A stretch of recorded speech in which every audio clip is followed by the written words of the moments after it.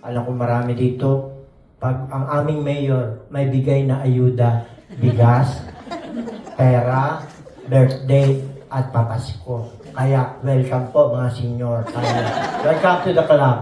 Marami po tayong okasyon na napuntahan ngayon. Ang burol ng aking ina at ang ating reunion bilang mga senior. Magandang gabi po. Alam po naman ninyo, pinili, talagang sabi ko, pag pumunta ako ng Canada, hindi ako iyak. Tatatangan ko, gagalingan ko. Pero, pag alis ko pa lang po sa Pilipinas, ang dami ng kaba, ang dami ng takot.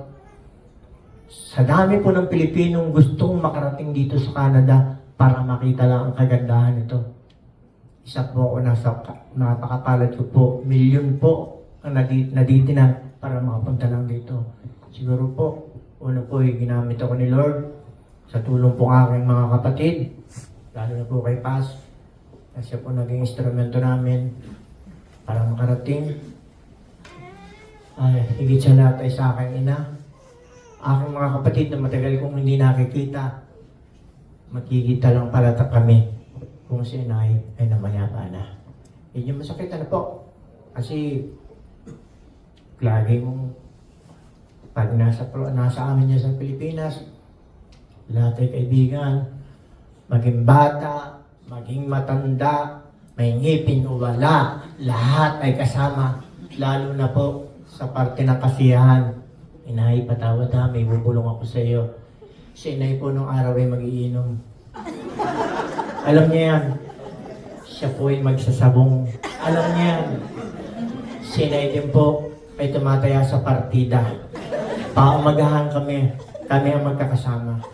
Doon sabi ko, idolo ko ba talaga si inay? Parang hindi ah. Pero salamat kay Lord. May isa kaming pastor na kasama na na-recruit siya. Naging born again siya. Sabi ko, inay, huwag na naman masyado kung recruiting. At tayo naman isa naman ang ating lahi, isang ating alam, isang vision natin. Pero nung huli po, sumasama rin po ako. Pero parang iwalay po. Parang iba yung nakagisnan ko sa kanyang gusto. Pero salamat.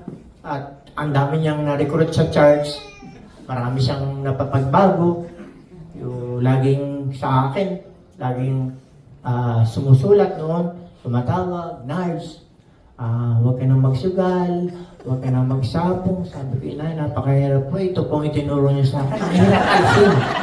Kaya sabi ko, pasensya. Pag pagkikita kami sa Pilipinas, may nakatago ng $100, $200. Huwag mo ipapakita sa asawa mo. Pansabong mo yan.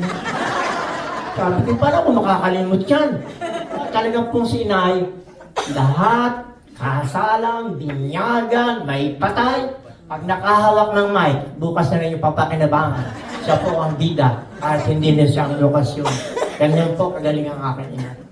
Kahit pa saan dumating, anong okasyon, walang masamang tinapay. Pero ang kanyang panalangin, ang kanyang mga salita, ay talagang iginagalang. Hindi lang ng matatanda, kundi mga bata. Kahit ako nga po sayang-saya. Ito ang misis ko po hanggang ngayon. Ang aking pong anak, si Monica. Kami po ang tatlong matagal ding hindi nakita-kita. Pero dahil nga po sa hindi naasahang pagkakataon, dadating na po ako sa yugto ng aking pagpunta dito.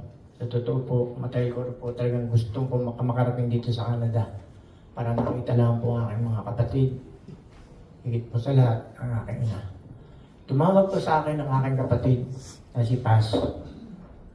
Kuya Nards, baka pwedeng pumunta ka dito sa Canada at parang si inay ay Nagdadalawang isip naman ako, wala naman akong kalabaw, wala naman akong ibibintang ari-arian para mabilis makapunta agad dito. Salamat, marami naman akong kaibigan, may nagpautang po.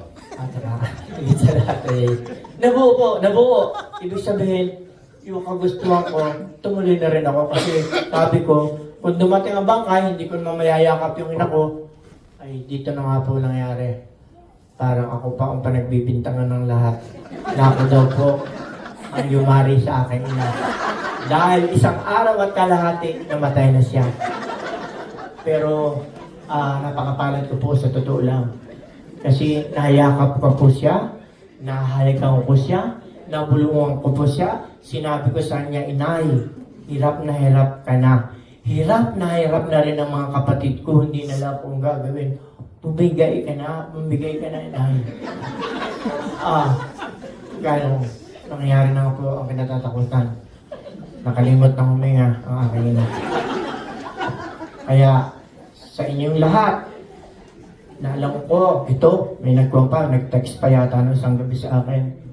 Para sa aking mga kaibigan kasama sa church, ang aking mga kaibigan kasali sa tungit, ang mga apo ko na naghahatid sa akin sa kasino, mahal na mahal ko kayo. Baka isang araw ay magparamdam ako sa inyo. Ayan, mapapalit talaga si Nay. Di kayo nakakalimutan, ano? Yung iba si Nay, masayahin. May isa akong kwento. Konti lang po ha, konti lang. May kwento po ako. May namatay akong kamag-anak. Yung kamag-anak ko po ngayon ay talagang madami pong nag-imbestiga.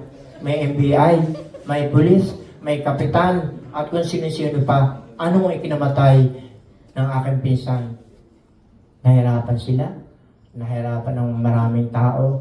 Pero alam niyo po, ang ikinamatay lang ng aking pinsan ay sa gutom. Gutom po, kasi nung maimbestiga nila at mapicturan, yung dalawang kamay ng aking pinsan ay nakakawit nasa loob ng kaldero. Yan po.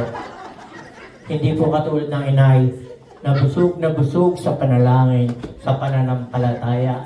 Ang aking po na alam ko, na kung may traffic man, o mayroong immigration, madali siyang makakalusot kasi ang mga panalangin natin ay powerful. Alam ko, may pari, may ginamit po tayong tawag ito, may pastor, saka may